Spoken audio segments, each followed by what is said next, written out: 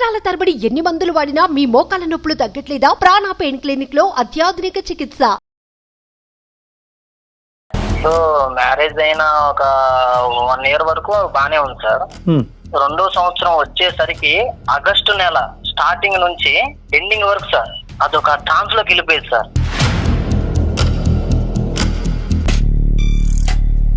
ఆ ఆగస్టు నెలలో ఒక్కోసారి తను నిద్రలో లేచి ఏడవటం అవి కూడా నేను చూశాను సార్. నాకేం అవ్వలేదు, నేను చాలా బాగున్నాను. అంటే చెప్పకూడని సమస్య ఏదన్నా ఉందా? నలుగురిలో చెప్పకూడదు అలాంటి సమస్యలు ఏమన్నా ఫేస్ చేస్తున్నారా? నాకు ఆగస్టు నెల వస్తుంది అంటేనే ఇంకా నా వల్ల కావడం లేదు. అసలు సూసైడ్ చేసుకున్నాడు సార్.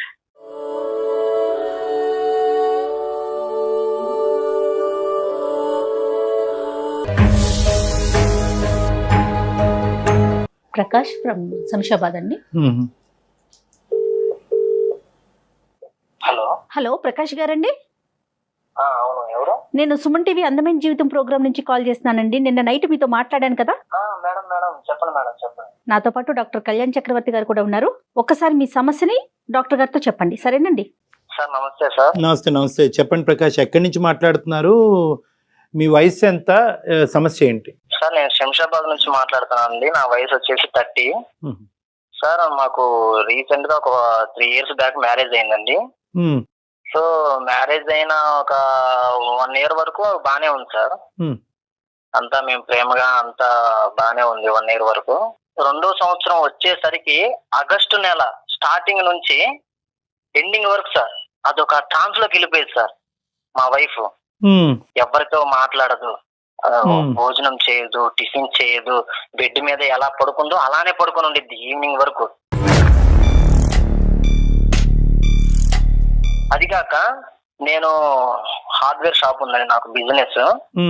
సో నేను డైలీ మార్నింగ్ లేస్తే షాప్ కి వెళ్ళాలి. అరే నేను మార్నింగ్ షాప్ కి వెళ్ళాలి అని అంటే ఒక కాఫీ లేదు, టీ లేదు, టిఫిన్ లేదు, బెడ్ మీద అలానే పడుకుని పోయింది. అరే నాకే టిఫిన్ చేయలేదు అని అంటే ఇంకా తనేం చేసుకునిద్దిలే అని చెప్పేసి తనకు బయటికి వెళ్ళి టిఫిన్ తీసుకొని వచ్చి ఇస్తే అక్కడ టేబుల్ మీద పెట్టు తినేస్తా అనేసి ఒక మాటలో చెప్పేసిద్దండి.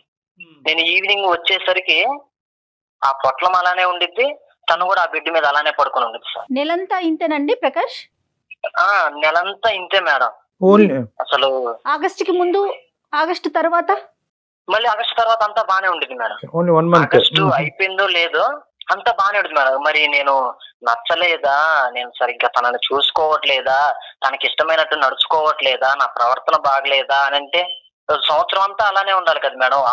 ఆ ఒక్క మంత్ అలానే ఉంటుంది సార్. పోనీ వాళ్ళ అమ్మా నాన్నకు చెప్దామంటే వాళ్ళు వయసులో పెద్దవాళ్ళు, అరే నా కూతురు అక్కడ కష్టాలు పడుతుందేమో అని వాళ్ళు ఏదన్నా ఇబ్బంది పడతారనేసి నేను అంటే ఈ ఆగస్టు నెలలో అడగటం కాకుండా మిగతా నెలలో ఎప్పుడైతే ఆ అమ్మాయి రికవర్ అయ్యి కొద్దిగా నార్మల్ గా అనిపిస్తుందో ఆ టైంలో ఎప్పుడన్నా ఆవిడతో పాటు కూర్చుని అసలు ఏం జరుగుతుంది, ఆగస్టు మంత్ లో ఎందుకు ఇలా అవుతున్నావు అనేది నువ్వు ఎప్పుడన్నా అడిగితే సమాధానం?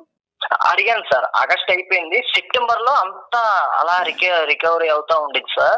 చిన్నగా నేను అడుగుతాను, ఏంటి శ్రీజా ఏమైంది, అసలు ఎందుకు అలా అవుతుంది, నీ హెల్త్ బాగాలేదా చెప్పు అంటే ఏం లేదులే అని ఒక్క మాటలో తేల్చేసిద్దండి. ఆ ఆగస్ట్ నెలలో ఒక్కోసారి తను నిద్రలో లేచి ఏడవటం అవి కూడా నేను చూశాను సార్. ఏంటి అని అంటే ఏం లేదు పడుకో అనే. డాక్టర్ గారు ఇప్పుడు సంవత్సరంలో 1 నెలలో లేదా కొన్ని రోజులు మూడ్ ఆఫ్ అవటం ఇలాంటి ఏమైనా ఉంటాయండి జనరల్ గా మనకి? యానివర్సరీ రియాక్షన్స్ అంటారమ్మా వీటిని. జరగరానటువంటి ఒక సంఘటన ఆ పర్టికులర్ టైంలో జరుగుంటే కనుక దాన్ని స్మరించుకుంటూ ఆలోచించుకుంటూ అదే ఫీల్లో వెళ్తూ ఆ మంత్ అయ్యేంత వరకు. సో ఒక డేట్కి ఒక టైంకి ఇయర్లీ అంత ఇంపార్టెన్స్ ఉంటుందన్నమాట. ఈ అమ్మాయి చెప్పకపోవటానికి కారణం ఏంటి అన్నది నేను అడుగుతున్నా ప్రకాష్. నేనన్నా ప్రకాష్? నేను అడిగాను సార్, నాకు చెప్పలేదు. కానీ ఆ ఆగస్ట్ నెలలో ఒకసారి నేను షాప్ కి వెళ్ళే రోజు నాతో మాట్లాడింది సార్. వచ్చి ఏమండి నాకు ఒక 10,000 కావాలి అనేసి అడిగింది సార్. ఎందుకు అన్నాను. అంటే నాకు కొంచెం అవసరం ఉంది అని అంది. అంటే నాకు తెలియని అవసరం నీకేముంటుంది, నేను ఇంట్లో నీకు అన్ని జరుపుతూనే ఉన్నాను కదా, అన్ని తీసుకొస్తూనే ఉన్నాను కదా అని అంటే, లేదండి నేను ఒక 100 మందికి అన్నదానం చేయాలనుకుంటున్నాను అనేసి నాతో మాట్లాడింది సార్. నేను పోనీలే చాలా రోజుల తర్వాత నాతో మాట్లాడింది, పోనీ అది కాక చేసేది మంచి పనే కదా, అన్నదానం అంటే మంచి పనే కదా అనేసి నేను 10,000 ఇచ్చాను సార్. 100 మందికి అన్నదానం చేసిందండి. ఇంకా ఆ ఆగస్టు అయిపోయింది సార్. మళ్ళీ ఇంకా సెప్టెంబర్ నుంచి మళ్ళీ నార్మల్ గా అలాగా. ఆగస్టు నెలకి సంబంధించి తన కుటుంబంలో ఏదైనా ఇష్యూ మీకు ఏదన్నా తెలుసా అండి? తన ఫ్యామిలీ, తన పుట్టింటి వైపు ఏదన్నా ఇష్యూ, మంచి కానీ చెడు కానీ? చెడు అయితే వాళ్ళ ఫ్యామిలీ నుంచి ఏం లేదు మేడం, అంతా మేము బాగానే మాట్లాడుకుంటాము. మా అత్తగారు గాని మా మామగారు గాని అంతా బాగానే ఉండిద్ది మేడం. వాళ్ళ ఫ్యామిలీ పరంగా తనకైతే ఏం ప్రెజర్ లేదు. ప్రకాష్, ఈరోజు మీరు మాకు కాల్ చేయడానికి కారణం ఏంటి? అంటే ఆ రీజన్ ఏంటి? అంటే 1 month లో ఆ అమ్మాయి ఏమవుతుంది అని తెలుసుకునేటటువంటి ప్రయత్నమా? అంటే నా భార్య గురించి అన్నీ తెలియాలి న్యాచురల్ గా, లేదంటే ఇది 1 month కాకుండా అన్ని మంత్స్ ప్రొలాంగ్ అవుతుంది అనే భయమా ఏంటి? అంటే నా భయం ఏంటంటే సార్, తను ఆ 1 month లోనే అలా తనలో తనే బాధపడుతూ ఏడుస్తూ ఎవరితో మాట్లాడకుండా భోజనం చేయకుండా టిఫిన్ చేయకుండా అలానే ఉంటుంటే తన చూస్తుంటే నాకు బాధేస్తుంది సార్. న్యాచురల్. అది ఏందో తెలుసుకోవాలని నేను చాలా సార్లు ప్రయత్నించినా కానీ నాకు ఒక్కసారి కూడా చెప్పలేదు. ఏం చేయాలి అన్న టైంలో నేను మీ ప్రోగ్రామ్ చూశాను సార్. సో మీ వల్ల నాకు సొల్యూషన్ దొరికిద్దని నాకు అనిపించింది సార్, అందుకే నేను మీకు మెయిల్ చేశాను. ఇప్పుడు మనం సెప్టెంబర్ లో ఉన్నాం కదా ప్రకాష్, అవును ఇది సార్. లాస్ట్ మంత్ కూడా ఈ సేమ్ థింగ్ జరిగిందా? లాస్ట్ మంత్ అలా జరిగింది. అన్నదానం మళ్ళీ చేసింది సార్. మళ్ళీ 2nd year చేసింది, 3rd year కూడా అన్నదానం చేసేసి. ఏదో బలమైన కారణం ఉండుండొచ్చేమో కళ్యాణ్ గారు, ఏమంటారు? ఒకసారి ఏమైనా తనతో మాట్లాడచ్చా? తనతో మాట్లాడిద్దామనే మీకు చేశాను సార్. ఒకసారి చెప్పి ఇంట్రడ్యూస్ చేసి ఇవ్వండి, నిదానంగా ఇవ్వండి. దివ్య, ముందుగా చెప్తే బెటర్ మేడం, ఎప్పుడు కూడా. ఎక్కడ ఉన్నావా? ఇదిగో నీకు లాస్ట్ మంత్ హెల్త్ కొంచెం బాగాలేదు కదా. నాకేమైంది? ఏమైందంటావేంటి? నేను చూశాను కదా నీకు హెల్త్ బాగాలేదు లాస్ట్ మంత్. అయితే నేను ఒక డాక్టర్ గారితో, సైకాలజిస్ట్ డాక్టర్ గారితో మాట్లాడాను. డాక్టర్ గారు నీతో మాట్లాడతారు, ఒకసారి మాట్లాడు. నేను ఎవరితో మాట్లాడను. అరే నీకు ఏం కాందే, నువ్వు లాస్ట్ మంత్ అంతా ఎవరితో మాట్లాడకుండా అలా ఉన్నావా? లాస్ట్ మంత్ అంతా ఫుడ్ తినకుండా అలా ఉన్నావా? నా ఏం లేదు, నేను బాగానే ఉంటున్నాను. మాట్లాడ, మాకు ఎదురు చెప్ప. మాకు డాక్టర్ గారు లైన్ లో ఉన్నారు, డాక్టర్ గారితో మాట్లాడు. ఆ సరుకులు ఏదో తేమన్నా కదా, నేను వెళ్ళి మార్కెట్కి వెళ్ళి ఈ లోపు సరుకులు తీసుకొని వస్తాను, నువ్వు డాక్టర్ గారితో మాట్లాడు. అతను కూడా సార్ ఇస్తున్నాను, మాట్లాడండి సార్. అంటే నువ్వు ఉండకూడదా ఏంటి ప్రకాష్? అంటే నేను ఎన్నిసార్లు అడిగినా నాకు చెప్పలేదు సార్. నేనుంటే కూడా చెప్పదు అన్న ఫీలింగ్ నాకు ఉంది సార్. సరే సరే, తనే ఓకే ఓకే, మీరు అలా అనుకుంటే ఓకే. మరి తను మాతో ఇప్పుడే ఇంట్రడ్యూస్ అయ్యి ఇప్పుడే మాతో మాట్లాడటం అన్నది ఆ అమ్మాయికి ఎంత కంఫర్టబుల్ గా ఉంటుంది మీరు లేనటువంటి టైంలో అన్నది నా ఆలోచన. అమ్మ ఉన్నావా అక్కడ? స్పీకర్ లోనే ఉన్నావా? శ్రీజ అని చెప్పి శ్రీజ తన పేరు. సార్ చెప్పండి సార్. శ్రీజ అమ్మ పేరు? అవును సార్. ఓకే నాన్న, నాన్న ఓకేనా, మాట్లాడచ్చా? మాట్లాడండి. ఎందుకంటే మాకే ఒక ప్రొఫెషనల్ గా నాకే కొద్దిగా విచిత్రంగా అనిపించేటటువంటి ఒక ఇష్యూ అమ్మ, ఇది కొత్తగా అనిపిస్తుంది వినేటటువంటి ప్రేక్షకులకు కానీ ఎవరైనా. మేము సుమన్ టీవీ అందమైన జీవితం నుంచి మాట్లాడుతున్నాం అమ్మా. ఇటువంటి సమస్యలకి వీలైనంత వరకు మాకు తోచినంత పరిష్కార మార్గాలు వెతికి పెట్టేటటువంటి ఒక ప్రయత్నంలో అందమైన జీవితం అన్నది ఒక చక్కటి కార్యక్రమం. ఇది ఒక విచిత్రమైనటువంటి సమస్యలాగే నాకు అనిపిస్తుందమ్మా. అతను ఈమెయిల్ చదివినప్పుడు కానీ లేదంటే ఇప్పుడు ఫోన్లో మాట్లాడినప్పుడు కానీ ప్రకాష్ గారు చాలా మనస్తాపం చెందుతున్నాడు. అతను ఏంటి ఆగస్ట్ నెల వస్తుందంటేనే గుండెల్లో రైలు పరిగెడుతుంది, నా భార్య ఎందుకు ఇలా అయిపోతుంది, ఈ మార్పు అమ్మా. నేను బానే ఉంటున్నాను, నేను బాగున్నాను కూడా. తను ఏం చెప్పారు అసలు నాకేం అర్థం అవ్వట్లేదు. అయ్యయ్యో, అతను ఏం చెప్పలేదు శ్రీజ. అతను ఉంటే మీరు ఇబ్బంది పడతారని అతను బయటకు కూడా వెళ్ళారు. నేను చాలా బాగున్నాను, నాకు అసలు ఏమీ అవ్వలేదు. ఒక్కసారి ఆలోచించుకో అమ్మా, నీకు ప్రకాష్ మీ ఇద్దరు రిలేషన్షిప్ ఎలా ఉంది నాన్న? బాగుంది ఇద్దరికి. మరి అలాంటప్పుడు ఈ రోజు ఏమీ లేని దాన్ని ఊహించుకుని చెప్పవలసిన, మాకు బాధపడుతూ ఏడుస్తూ చెప్పవలసిన అవసరం లేదు కదమ్మా. ప్రకాష్కి నిజంగా నీలో ఏదో మనస్తాపం అనేది చూశాడు. ఆగస్ట్ నెల అంతా కూడా నువ్వు ఏమీ తినవంట, ఏడుస్తావంట, అన్నదానాలు చేస్తా ఉంటావంట, ఇవన్నీ ఊహించుకుని చెప్పేవి కాదు కదమ్మా. ఇవన్నీ కూడా అది రోజు జరిగే సంఘటన అయితే అనుకోవచ్చు. ఓకే, ఆ అమ్మాయికి ఏదో ప్రాబ్లం ఉంది కాబట్టి అలా చేస్తున్నాను అనుకోవచ్చు. నాకేం అవ్వలేదు, నేను చాలా బాగున్నాను. ఒక్కసారి నాన్న, ఒక్కసారి ఆలోచించుకుని చెప్పు ప్లీజ్, కోఆపరేట్ విత్ అస్ ఒక్కసారి. అంటే చెప్పకూడని సమస్య ఏదన్నా ఉందా? నలుగురిలో చెప్పకూడదు అలాంటి సమస్యలు ఏమన్నా ఫేస్ చేస్తున్నారా, లేకపోతే అతని ద్వారా ఏదన్నా ఇబ్బంది పడుతున్నారా? ఏం లేదు మేడం. అమ్మా చెప్పమ్మా. 2 years బ్యాక్ కాలేజ్ చేసేటప్పుడు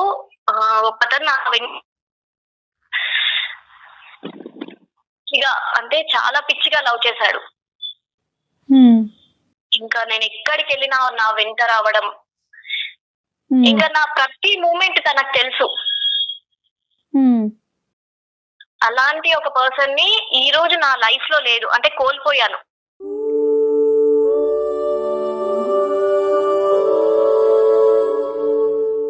ఏం జరిగింది?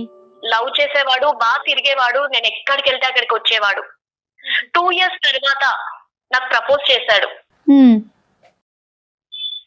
తనకి నేను ఆ 2 years లో తనలో అబ్జర్వ్ చేసింది ఏంటి అంటే తను స్మోక్ చేయడం, ఎప్పుడు చూసినా స్మోక్ చేయడం, ఆ పాన్ డబ్బా ఈ పాన్ డబ్బా దగ్గర ఉండడం.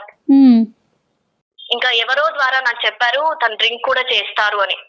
అలా 2 years నా వెనుక తిరిగారు, నేను ఎక్కడికి వెళ్ళినా వచ్చేవాడు. అసలు ఎవరమ్మా ఈ అబ్బాయి? ఎవరు? అది మీ ఇంటి దగ్గర ఉన్న అబ్బాయా? నీకు అంతకు ముందు పరిచయం ఉందా? ఎవరు అసలు? ఎవరు ఇతను? లోకల్లో ఉంటారు కదా, ఓకే. అలా నేను కాలేజ్ కి వచ్చేటప్పుడు వెళ్ళేటప్పుడు బస్లలో ఇంకా ప్రతి మూమెంట్ నన్ను అబ్జర్వ్ చేసేవాడు. అలా 2 years. Okay okay, local person అంటే ఇంటి దగ్గర అబ్బాయి. ఓకే. అలా 2 years అయిపోయిన తర్వాత August 1st కి కరెక్ట్ గా నాకు ప్రపోజ్ చేశాడు. ఉమ్, ఇంకా అంటే కొంచెం కూడా ఏమనుకుంటారో భయం లేదు, అది ఏమి ఆలోచించకుండా స్మోక్ చేసేసి అలాగే వచ్చేసాడు. ఓకే. వచ్చి ప్రపోజ్ చేశాడు. నేను ఒక కోపంగా చూశాను, నేనేం చెప్పలేదు. అంటే నేను ఎవరిని ఎంటర్టైన్ చేయను ఫస్ట్. ఓకే. నాకు పెద్దగా ఇష్టం లేకుండే. అప్పుడు సిచ్యువేషన్ వచ్చినప్పుడు ఆలోచించాను ఫ్యామిలీ గురించి, కెరియర్ గురించి. తనని చూస్తే మళ్ళీ నాకు సెట్ అవ్వడేమో ఉమ్, అన్ని ఆలోచించి నేను అక్కడి నుంచి వచ్చేసాను. ఇంకేం చెప్పలేదు తనకి. ఇంటికి వచ్చాను కానీ నేను మళ్ళీ తప్పు చేస్తున్నానా, ఏమైనా తను నా లైఫ్ లో కరెక్టా, ఇలా చాలా ఆలోచించాను. అమ్మ, ఈ మనిషిలో నిన్ను ఒక్క నిమిషం నాన్న శ్రీజ, ఈ మనిషి నిన్ను ఇలా ఫాలో అవుతున్నాడు అని అంటున్నావు కదా, ఫాలో అవుతున్నప్పుడు మరి నీ పేరెంట్స్కి చెప్పటం కానీ పలానా వ్యక్తి ఫాలో అవుతున్నాడని కానీ, బాబు నువ్వు ఎవరు ఇలా ఫాలో అవుతున్నావు, ఎందుకంటే వాడు దొంగ అవ్వచ్చు, ప్రేమికుడు అవ్వచ్చు, ఎవడన్నా అవ్వచ్చు, కాబట్టి ఆ రిస్క్ ఉంది కాబట్టి ఎప్పుడు కూడా అతన్ని ప్రశ్నించలేదా నువ్వు? ఏమయ్యా మా ఇంటి దగ్గరే ఉంటున్నావు కదా, నీకు పని పాట లేదా, ఏంటి నువ్వు నా వెనకట్లో వస్తున్నావు అనేటటువంటి ప్రశ్న అప్పటి వరకు రాకపోవటం ఏంటి? నెంబర్ 1. నెంబర్ 2 ఏంటంటే నీకు కూడా ఈ అబ్బాయి వచ్చి అడక్క ముందు కూడా నీకంటూ ఏమైనా ఒక తెలియనటువంటి లోపల ఒక ఫీలింగ్ ఉందా? కాబట్టి నువ్వు ఏంటంటే అతను వచ్చి అడిగినప్పుడు దానికి సమాధానం చెప్దావు అని చెప్పి ఒక వెయిటింగ్ గేమ్ ఆడేవా? నీ లోపల నువ్వు ఏమన్నా అతని గురించి ఒక ఆలోచన అనేది కంటిన్యూస్గా ఉన్నది. కానీ ఎప్పుడైతే కనుక నువ్వు అంటున్నావు కదా అతను స్మోకింగ్ చేస్తాడని తెలిసింది, డ్రింకింగ్ కూడా చేస్తాడని తెలిసింది, అంటే నువ్వు కూడా అతని గురించి ఏమన్నా తెలియకుండానే బ్యాక్గ్రౌండ్లో ఎంక్వైరీ చేసుకుంటూ ఉన్నావా? నేను ఎంక్వైరీ ఏం చేయలేదు సార్. కానీ ఎక్కడ చూసినా ఆ సిగరెట్ కొట్టుకుంటూ ఫ్రెండ్స్ తో తిరిగేవాడు. ఓకే. ఒక మనిషి యొక్క క్యారెక్టర్ కానీ క్వాలిటీస్ కానీ మనం ఎప్పుడు అసెస్ చేస్తామంటే కనుక మన లోపల దాన్ని ఎంతో కొంత కన్సిడరేషన్ ఇచ్చినప్పుడే, ఆ సబ్జెక్ట్ గురించి కన్సిడరేషన్ ఇచ్చి ఇవ్వాలా, ఇతన్ని ఆహ్వానించాలా నా జీవితంలోకి వద్దా అని అనుకున్నప్పుడే క్వాలిటీస్ గురించి మాట్లాడుకుంటాం. ఎందుకంటే అతను ఎవరో కాన్కిస్కోవాడు అయితే కనుక వాడు తాగితే నీకెందుకు, స్మోక్ చేస్తే నీకెందుకు, నువ్వు ఎందుకు ఈ పారామీటర్స్ వే చేయటం మొదలు పెట్టావు? అంటే నీకు ఎక్కడన్నా ఉందా ఒక సాఫ్ట్ కార్నర్? అంటే ఉంటది కదా సార్, మనకు అప్పుడు ఆ ఏజ్ అలాంటిది కదా. మన కోసం ఒక పర్సన్ తిరుగుతున్నారు, టైం వేస్ట్ చేసుకుంటున్నారు, వాళ్ళ టైం మనకి ఇస్తున్నారు అంటే ఏదో కొంచెం ఉంటుంది కదా.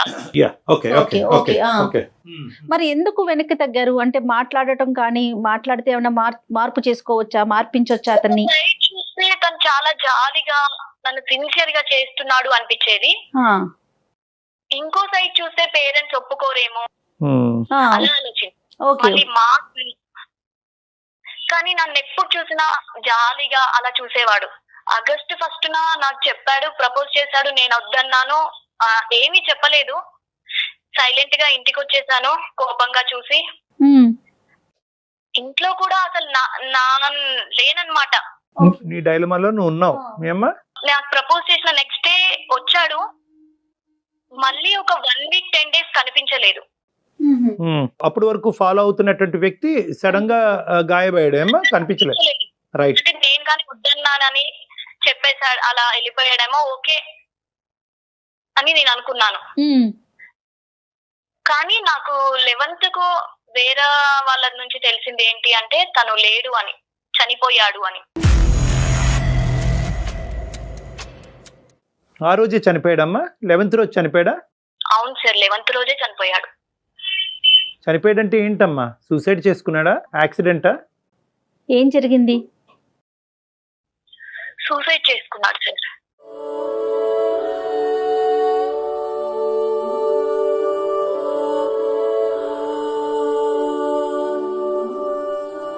కారణం చేసి చనిపోతున్నాను అన్నది ఏమన్నా అన్నాడా, చెప్పాడా? నీ పేరు ఎక్కడన్నా ప్రస్తావనలోకి వచ్చిందా? నా దగ్గర రాలేదు సార్. ఎవరితోనో అన్నాడా, ఆ అమ్మాయి నన్ను ప్రేమించి నన్ను డినై చేసింది కాబట్టి నేను చచ్చిపోతున్నానని చెప్పి నువ్వు కారణంగా ఏమైనా చూపెట్టాడా? అలా ఏం చెప్పలేదు, కానీ నేను ప్రేమించాను ఆమెని అని చెప్పారు. ఓకే, అతని మనసులో ఉన్న మాట అయితే చెప్పాడు. అలా నాకు అనిపించింది సార్. ఒక 10 రోజుల వరకు నా కోసం వెయిట్ చేసి నేను ఒప్పుకోకపోయేసరికి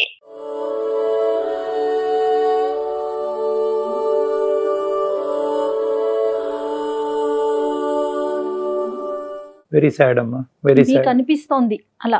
అంటే తను ఆ అసోసియేషన్ తన కళ్ళల్లో, ఆ అబ్బాయి కళ్ళల్లో తను చూసిన ఆ తను ప్రేమని చూసిందమ్మా, ఇంటెన్సిటీ చూసింది. 2 సంవత్సరాల పాటు పగలనక రాత్రనక తన ప్రేమించినటువంటి వ్యక్తి వెనకాతలు వెళ్తూ కూడా ఆ అమ్మాయికి అడిగితే ప్రపోజ్ చేస్తే కనుక చాలా సందిగ్ధ పరిస్థితిలో ఉంటాడు. ఆ అమ్మాయి నో చెప్తే కనుక బతకలేను అనేటటువంటిది ముందే డిసైడ్ చేసుకుంటాడు. కాబట్టి చాలా సంకోచిస్తూ ఎక్కడో ఒక విధంగా వచ్చి చెప్పుంటాడు.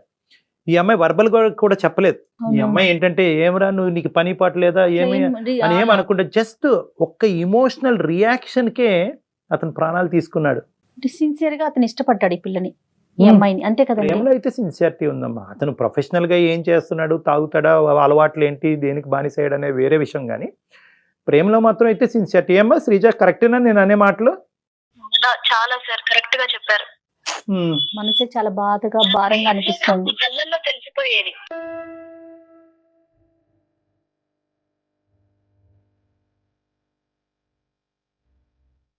అతను చనిపోయాడు అనేటటువంటిది మా అందరికీ బాధ కలిగింది. ఎందుకంటే ఒక చిన్న వయసులో ఉన్న అబ్బాయి ఎవరైనా సూసైడ్ చేసుకున్నారు అనేటటువంటి మాట మన అందరినీ కలిచివేస్తుంది, ఏ కారణం చేతైనా కూడా. కానీ ఇక్కడ ఏంటంటే దానికి మించినటువంటి బాధ ఇప్పుడు మాకేంటంటే కనుక, మాకు కానీ నీకు కానీ నీ భర్తకు కానీ, దీనికి నువ్వు కారణమా, అది నువ్వు క్లారిటీగా అతనికి చెప్పకపోవటం వల్ల, నీ ఇమోషన్స్ నీ రియాక్షన్స్ వల్ల చెప్పటం వల్ల అతను ఆ పెద్ద మెట్టు ఎక్కాడా, ఆ పెద్ద స్టెప్ తీసుకున్నాడా అనేది ఇక్కడ రెండో అంశం. సో ఈ రెండో అంశం గురించి నీ దగ్గర ఏమైనా క్లియర్ కట్ ఎవిడెన్స్ ఉందా, దట్ నా వల్లే, నా డినాయల్ వల్లే ఇతను ఇంత పిచ్చి పని చేశాడు అనేది ఉందా? దాని గురించి నువ్వు బాధపడుతున్నావా, లేదంటే ఊహించుకుంటున్నావా? ఉంది సార్. వాళ్ళ ఫ్రెండ్ నాకు నార్మల్ గా కామన్ ఫ్రెండ్. నేను 2 రోజులు ఆలోచించాను, ఎందుకు, ఏమైంది అని, ఎందుకు చనిపోయాడా అని. తర్వాత ఆ అమ్మాయి వచ్చి నాకు చెప్పింది, నీ వల్లే, నువ్వు రిజెక్ట్ చేసినందుకే చనిపోయాలని.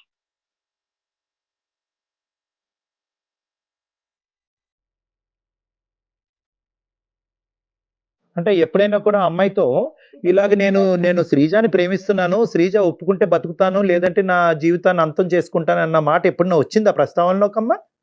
తనకు ఎప్పుడు చెప్పేవారంట, ఓ ఓకే, నేను ఇలా ఫాలో అవుతున్నాను, ఇలా తిరుగుతున్నాను, తను ఒప్పుకోకుంటే నేను ఖచ్చితంగా చనిపోతాను అని.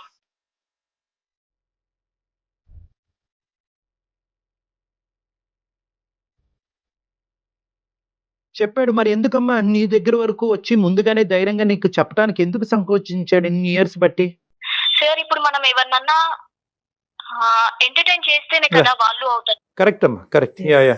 100%. అంటే నా ఫేసు, నా చూపులు అలా స్ట్రిక్ట్ గానే ఉండేవి. నేను కామ్ గా ఉన్నాను, అంటే నా చూపుకు తను భయపడేవాడు. ఓకే ఓకే, అందుకొరకే తను నా దగ్గరికి రాలేడేమో బహుశా. సో అతను చనిపోయాడు అనే వార్త కంటే నీ వల్లే చనిపోయాడు అన్న వార్త ఎక్కువ బాధ పెట్టింది కదమ్మా నిన్ను? అవును సార్, నేను ఒక పర్సన్ ని చంపేశాను అనిపిస్తుంది.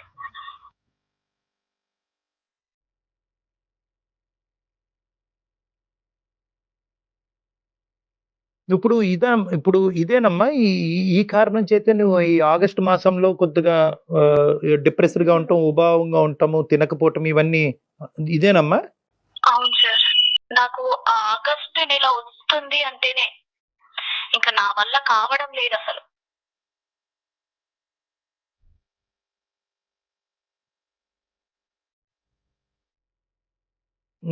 మన ప్రకాష్ తో నీ రిలేషన్షిప్ అంత అద్భుతంగా ఉన్నప్పుడు, బాగున్నప్పుడు షేర్ చేసుకుంటే బాధ తగ్గుతుంది కదమ్మా ఎవరికైనా. ఇది నీ పేరెంట్స్కి చెప్పలేవు, నీ ఫ్రెండ్స్కి ఎవరికి చెప్పలేవు. పెళ్ళైనటువంటి అమ్మాయి ఇలా ఆలోచిస్తున్నావు ఏంటని సమాజం రకరకాలుగా మాట్లాడుకుంటుంది. సో కానీ అర్థం చేసుకునే భర్త ఉన్నప్పుడు నువ్వు ఎందుకు ఇలా అవుతున్నావు అని చెప్పి అతను పిచ్చోడు అవుతున్నప్పుడు నువ్వు చెప్పొచ్చుగా. చెప్పొచ్చు మేడం, కానీ ఎలా చెప్తాను, నేను పర్సనే లేడు కదా అక్కడ, ఇంకా తనకు చెప్పి తనని బాధ పెట్టలేను కదా. కరెక్టే, కానీ మీరు బాధపడుతుంటే అతను కూడా బాధపడుతున్నాడు కదా శ్రీజ. ఇప్పుడు అతను బాధపడబట్టే కదా మా దాకా తీసుకొచ్చారు ఇష్యూని. కానీ ఆగస్టు నెల వస్తే మేడం నాతో అవ్వట్లేదు. మరి నేను ఎంత కంట్రోల్ చేసుకున్నా ఎమోషన్ చెప్పలేకపోతుంది. అంటే ఎవరికి చెప్పినా కూడా ఇంకా ఈ సమస్యకి పరిష్కారం లేదు, పోయిన మనిషి తిరిగి రాడనే ఫీలింగ్ అమ్మా. పోయిన మనిషి అంటే నా వల్ల పోయాడు అన్న బాధ ఎక్కువ ఉంది సార్. చూసావమ్మా ఈ మధ్యకాలంలో వాళ్ళ పేరెంట్స్ని కానీ ఆ ఇంటి వైపు వెళ్ళటం కానీ ఎప్పుడైనా జరిగిందా నువ్వు ఊరు వెళ్ళినప్పుడు? పేరెంట్స్ అదేమీ తెలియదు సార్. అసలు ఈ అమ్మాయికి డీటెయిల్స్ ఏం తెలియదు, అతను ఫాలో అవటం మాత్రమే తెలుసు, అంతేనండి? మేడం దీన్ని యానివర్సరీ రియాక్షన్ అంటారమ్మా. అంటే మనకి కావాల్సిన వాళ్ళు, మనం ప్రేమించిన వాళ్ళు, మనకు నచ్చినటువంటి వాళ్ళు చనిపోయినప్పుడు ఏ సంవత్సరం ఏ రోజు సంవత్సరికం అంటూ ఉంటాం మనం సాంప్రదాయబద్ధంగా. ఆ రోజు అవే ఇమోషన్స్ వాళ్ళు గుర్తుకు రావటం కానీ, అరే నేను హాస్పిటల్కి టైం తీసుకెళ్ళవలసింది, లేదంటే ఈ టాబ్లెట్ ఇవ్వాల్సింది, ఇలాగ గిల్ట్ ఫీలింగ్స్ అనమాట. అంటే దానికి నేనే ఎలా ఎంత న్యాచురల్గా చనిపోయినటువంటి వ్యక్తికైనా కూడా ఈ గిల్ట్ ఫీలింగ్స్ వస్తూ ఉంటాయి అనమాట. అంటే కొడుక్కి కానీ భార్య కానీ నేను ఏదో చేయవలసింది అనేటువంటి that's a process of grief reaction. అంటే ఆ గ్రీఫ్ రియాక్షన్ నుంచి మనం అందరం వెళ్తాం. అన్నిటికంటే విలువైనటువంటిది ఒక మనిషి యొక్క ప్రాణం. నీ ఇష్యూలో ఆ గిల్ట్ ఫీలింగ్ అనేటటువంటిది ఇంకా ఎక్కువ ఎందుకు ఉంది అంటే కనుక ఇక్కడ కమ్యూనికేషన్లో ప్రాబ్లం వచ్చింది. ఆ అబ్బాయి నీతో నిన్ను ప్రేమిస్తున్నట్టు, ఎంతకాలం బట్టి ప్రేమిస్తున్నట్టు, ఎందుకు ప్రేమిస్తున్నట్టు, అతను పంచప్రాణాలుగా ప్రేమిస్తున్నట్టు అతని మనసులో ఉండేటటువంటి భావాన్ని అతని యాక్షన్స్లో చూపెట్టాడు కానీ ఎక్కడ నీకు వర్డ్స్లో చూపెట్టలేదు. సో అక్కడ ఒక కమ్యూనికేషన్ గ్యాప్ వచ్చింది. రెండో కమ్యూనికేషన్ గ్యాప్ ఏంటంటే నీకు ఈ మనిషి ప్రేమిస్తున్నట్టు నీకు తెలుసు, కానీ నువ్వు సాంప్రదాయాలకో పట్టింపులకో తల్లిదండ్రుల విలువలకో ఇటువంటి వాటికి విలువని ఇచ్చిన దానివి కాబట్టి నీ పద్ధతిని కాపాడుకుంటూ ఆ మనిషిని డినై చేస్తూ ఆ మనిషి వైపు కోపంగా చూపెడుతూ నువ్వు నీ మెసేజ్ను కూడా అతనికి ఎక్కడ కమ్యూనికేట్ చేయలేదు.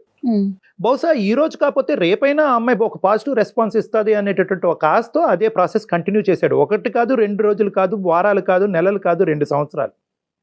సో చాలా ఇంటెన్స్గా నిన్ను ప్రేమిస్తున్నాడు అని చెప్పినప్పుడు నీ సైడ్ నుంచి కమ్యూనికేషన్ కూడా ఇక్కడ లోపం వచ్చింది. ఏం బాబు నువ్వు ఇలా నా వెంట పడుతున్నావు, నువ్వు టైం వేస్ట్ చేసుకుంటున్నావు, మా ఇంట్లో ఇలాంటివి ఉండవు. ఎందుకంటే నీకు తెలుసు, ఎందుకంటే నువ్వు కూడా ఎక్కడో ఒక పాయింట్లో you're weighing the pros and cons. వెళ్ళాలా వెళ్ళకూడదా, వర్కౌట్ అవుతుందా అవ్వదా, ప్రేమించి పెళ్లి చేసుకుంటే సమస్యలు పెరుగుతాయి తగ్గుతాయని నువ్వు వర్కౌట్ చేసుకుంటున్నావు. ఆ కంక్లూజన్ని నువ్వు మానసికంగా నీ లోపల పెట్టుకున్నావు, అతనికి వ్యక్తపరచలేదు. సో ఇక్కడ కమ్యూనికేషన్ గ్యాప్ వచ్చింది. ఏమయ్యా ఇది వర్కౌట్ అవ్వదు, నాకు తెలుసు నువ్వు నా వెంట పెడుతున్నావు అంటే కనుక నువ్వు గాఢంగా నన్ను ప్రేమిస్తున్నావు అని నాకు తెలుసు. మన ప్రేమ వల్ల నలుగురికి కష్టాలు కొని తెచ్చే వాళ్ళం అవుతాం, కానీ ఆ ప్రేమ వల్ల ఎవరిని సుఖపెట్టలేము, మనం కూడా సుఖపెడతామని నమ్మకం నాకు లేదు అనేది ఒకటి క్లియర్ కట్గా అతనికి చెప్పుంటే కనుక నువ్వు వర్క్ మీద ఫోకస్ చేయి, నీ జీవితం మీద ఫోకస్ చేయి, నిన్ను ప్రేమించే అమ్మాయిని నువ్వు పెళ్లి చేసుకో అనే విధంగా ఏదైనా ఒక మెసేజ్ పంపించుంటే కనుక బహుశా ఈరోజు అతను ఉండుండేవాడేమో. ఏమో at the end of the day అతను ఏం చేసుకుంటాడన్నది ఎవరు అట్లీస్ట్ ఆలోచించేవాడు. కానీ ఇక్కడ ఏమైంది అంటే కనుక నువ్వు అంతా కూడా కట్ త్రోట్గా ఉంది, ఇదంతా కూడా టక్ టక్ టక్ టక్ అని చెప్పి. సో దీనివల్ల ఏమైందంటే కనుక నీకు నేనే అతన్ని చంపేశాను అనేటటువంటి బాధ నీకుంది. ఇంకోటి ఏంటంటే కనుక బహుశా నేను అతనికి రెస్పాండ్ అయ్యి పెళ్లి చేసుకుంటే కనుక ఒక ప్రాణాన్ని కాపాడేదాన్ని అవుతాను అనేటటువంటి ఫీలింగ్ నీకు వస్తుంది. ఇవన్నీ కూడా గిల్ట్లో వచ్చేటటువంటి ఆలోచనలే కానీ వాస్తవానికి దూరంగా ఉండే ఆలోచనలమ్మా. ఈ గిల్ట్లో మనకు అలా అనిపిస్తూ ఉంటుంది, అరే నేను ఎస్ అని చెప్పుంటే కనుక మనిషిని బతికించేవాడినేమో, ఏమో ఎస్ అని చెప్పి పెళ్లి చేసుకుంటే కనుక మీ తల్లిదండ్రులకి ఏమై ఉండేదో, మీ కుటుంబ సభ్యులకి ఏమి ఉండేదో, దాని కాన్సిక్వెన్సెస్ ఎలా ఉండేవో. సో ఇలాంటి రకరకాలు ఈరోజు మాట్లాడుకోవటానికి లేదు. నువ్వు ఎక్కువగా ఏంటంటే రియాలిటీ కంటే ఇమాజినేషన్కి, ఊహాజనకమైనటువంటి ఆలోచనలకి ఎక్కువ ఇస్తున్నావు. ఇక్కడ అతన్ని నువ్వు కాపాడేటటువంటి అవకాశం లేదు. ఏమో కమ్యూనికేట్ చేస్తుంటే కనుక అతను బాధను తగ్గించేదానివేమో, కానీ చనిపోవాలనే బలమైనటువంటి నిర్ణయాన్ని మీ ఫ్రెండ్కి ఆల్రెడీ చెప్పినప్పుడు నువ్వు చెప్పినా అతన్ని కాపాడలేకపోయి ఉండొచ్చు. At the end of the day it's a bygone issue. అది వెళ్ళిపోయింది, ఆ ఇష్యూ వెనక్కి పెట్టేసి దీనికి నేనే కారణము, నా వల్లే చచ్చిపోయాడు అని చెప్పి నిన్ను హింస పెట్టుకుని నీ జీవితాన్ని పాడు చేసుకోవద్దు. నీకు ఒక చక్కటి భర్త వచ్చాడు, ప్రకాష్ చాలా మంచి వ్యక్తి, అర్థం చేసుకునే వ్యక్తి, open hearted, clear mind set. ఈరోజు ఇంకో మొగుడైతే ఇంకో భర్త అయితే కనుక ఏమే నీ మనసులో ఎవరన్నా ఉన్నారా, అందు గురించి ఇలా రియాక్ట్ అవుతున్నావు అని చెప్పి స్ట్రైట్ ఫార్వర్డ్గా అడిగేటటువంటి మగాళ్ళు ఎంతోమంది ఉన్నారు. అలాగా అతను అడగలే. నీ బాధను అర్థం చేసుకుని నీ బాధను తగ్గించేటటువంటి క్రమంలో ఒక ప్రొఫెషనల్ మీడియేషన్ కోరుకున్నటువంటి ఒక మంచి వ్యక్తి ప్రకాష్. కాబట్టి ఏంటమ్మా, ఈరోజు ఫస్ట్ నీ బాధను పంచుకోవటం అన్నది చాలా ఇంపార్టెంట్. నీ గురించి, నీ భర్త గురించి, నీ కుటుంబం గురించి, నీ ఫ్యూచర్ గురించి ఆలోచించుకో. నీ బాధను తగ్గించుకో. గ్రీఫ్ రియాక్షన్స్, యానివర్సరీ రియాక్షన్స్ అన్నీ జరుగుతూ ఉంటాయి. కానీ ఏంటంటే ఇది ఎప్పుడైతే నువ్వు ఈ బాధను పాలు పంచుకుంటావో, చెప్పుకుంటావో, పర్వాలేదు నా జీవితంలో కూడా ఇలా జరిగిందని వేరే వాళ్ళు నీకు చెప్తారో, ఆటోమేటిక్గా నీ గుండెల్లో ఉండే భారం అనేది తగ్గుముఖం పడుతుంది. మీరు తప్పు లేదు అంటున్నారు కానీ సార్, నేను ఆ రోజు ఒప్పుకుంటే ఒక మనిషి బతికేవాడేమో అనిపిస్తుంది నాకు ఈ రోజు. అమ్మ ఒకటమ్మా, బేసికలీ ఏంటంటే అది నువ్వు జడ్జ్ చేయలేవమ్మా. ఈరోజు అతను చనిపోయాడు కాబట్టి రెట్రోస్పెక్టివ్గా ఆలోచిస్తే కనుక నేను ఎస్ అని చెప్తాను. నువ్వు ఎస్ అని చెప్పి నువ్వు సుఖపడి ఉండేదానువా? చెప్తున్నాను, లెటెస్ట్ థింక్ ప్రాక్టికలీ. ఎస్ అని చెప్పి నువ్వు సుఖపడి ఉండేదానువా? ఎస్ అని చెప్పి పెళ్లి చేసుకుని మీ తల్లిదండ్రులని బలవంతంగా ఒప్పించో, లేదంటే మీ తల్లిదండ్రులు ఎదిరించి ఒక పెళ్లి చేసుకోవటం వల్ల మీ తల్లిదండ్రులు ఈరోజు సుఖంగా సంతోషంగా ఉండేవారా? సో ఏంటంటే ప్రతిదానికి ఒక ప్రో ఉంటుంది, ఒక కాన్ ఉంటుంది, ఒక అడ్వాంటేజ్ ఉంటుంది, ఒక డిసడ్వాంటేజ్ ఉంటుంది, ఒక ప్లస్ ఉంటుంది, ఒక మైనస్ ఉంటుంది. ఇక్కడ నో చెప్పకపోవటం వల్ల మైనస్ అన్నది చాలా పెద్దగా ఉండటం వల్ల, అతను సూసైడ్ రూపాన మైనస్ కనిపించడం వల్ల ఈరోజు ఇక్కడ మాట్లాడుకుంటున్నాం. ఒకప్పుడు అతను సూసైడ్ చేసుకుంటకపోతే కనుక ఈరోజు అసలు మాట్లాడుకునే దానమా మనమా? ఎవరి జీవితం వారిది అయ్యేది కదా. సో అతని చావు వల్ల వచ్చినటువంటి నిర్ణయం, అతని డెత్ వల్ల, అతని సూసైడ్ వల్ల ఈరోజు నువ్వు ఒక కొత్త ఆలోచనకు వచ్చి ఆ భ్రమలో చిక్కుకుపోయి నీ జీవితాన్ని సమస్యాత్మకంగా మార్చుకుంటున్నావు. సో ఏంటంటే నెల వస్తే నా వల్ల కావట్లేదు సార్.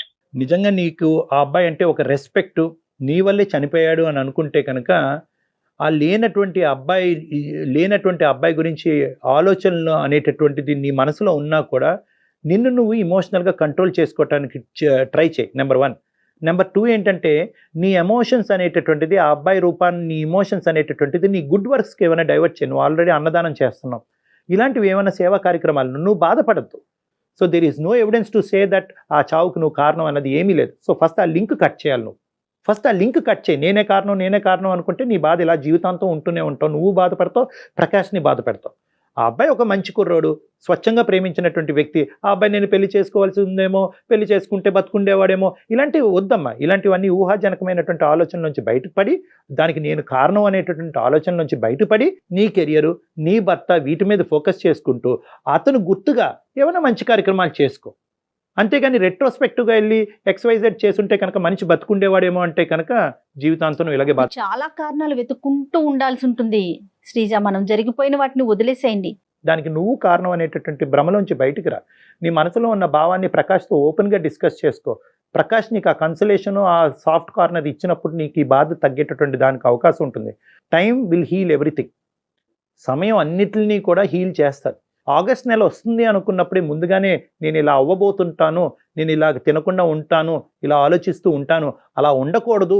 ఆగస్ట్ అనేటటువంటిది ఒక ఆనందంగా, అంటే బాధతో ఏడుస్తూ ఉంటే కనుక ఇలాగే ఉంటుందమ్మా. అతన్ని స్మరించుకుంటూ మంచి కార్యక్రమాలకు వాడుకోవాలి, కానీ నన్ను నేను మానసికంగా హింస పెట్టుకోకూడదు అన్నది ముందుగానే జూలైలోనే ప్రిపేర్ అయ్యి ఆగస్ట్ మంత్ అంతా కూడా నిన్ను సెల్ఫ్ కంట్రోల్ చేసుకోవటం అన్నది ఇంపార్టెంట్. లేదు, మీరు చెప్పడానికి ఇబ్బంది పడుతుంటే కనుక అవకాశం ఉంటే, సిటీలోనే ఉన్నారు కాబట్టి ఒకసారి డాక్టర్ గారిని వచ్చి కలవండి, మీరును ప్రకాష్ గారు కలిసి. ఇలా బాధపడుతున్నాను కాబట్టి ఖచ్చితంగా ఒక సైకాలజిస్ట్ ఎవరినో కలిసి మాట్లాడుకోవాలి, ఈ బాధను తగ్గించుకోవాలి. నీ జాబ్ మేము కొంతవరకు ఈజీ చేస్తామమ్మా. మేము ప్రకాష్కి చెప్పే విధంగా, చెప్పేటటువంటి భాషలో మేము అతను కమ్యూనికేట్ చేస్తాము, అతను మనస్తాపం చెందకుండా, సెన్సిటివ్గా ఫీల్ అవ్వకుండా. సో అప్పుడు ఏంటంటే నీ జాబ్ ఈజీ అవుతుంది. అప్పుడు మీరిద్దరు ఒకసారి డిస్కస్ చేసుకుని నన్ను వచ్చి పర్సనల్గా కలవండి. It's better. ఇలాంటి కేసెస్లో, ఇటువంటి సీరియస్ కేసెస్లో it's always better that 1 point of counselling అనేది పనికిరాదు. Over a period of time నేను మీ ఇద్దరితో మాట్లాడవలసినటువంటి అవసరం ఉంటుంది, ప్రత్యేకంగా మీతో. ఓకే శ్రీజ, ఓకేనా? హ్యాపీగా ఉండండి. Thank you. ఓకేనా, ఆల్ ద బెస్ట్. సుమన్ టీవీలో మీ పర్సనల్ అండ్ బిజినెస్ ప్రమోషన్స్ కోసం కింది నెంబర్కి కాంటాక్ట్ చేయండి.